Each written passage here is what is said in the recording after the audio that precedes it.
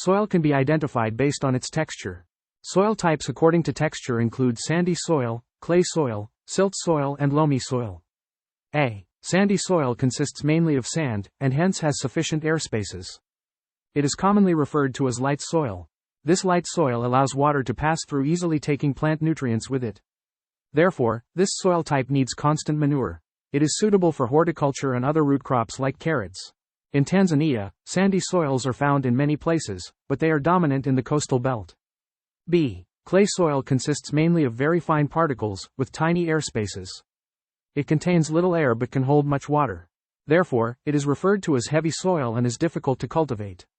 When it dries up, it forms a very hard surface with many cracks. Clay soils are often rich in plant nutrients. Clay soils are found in Mwanza and Shinyanga regions in Tanzania, where they are known as mbuga soils.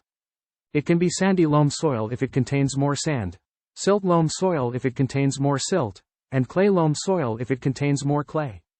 Loamy soils are well aerated and drained. Most volcanic areas have clay-loam soils such as those. C. Silt soil consists of particles of intermediate size between sand and clay. It has more airspace than clay soils but less than sandy soils. Therefore, it is more suitable for agriculture than both sandy and clay soils. Silt soils are commonly found in river fluid plains.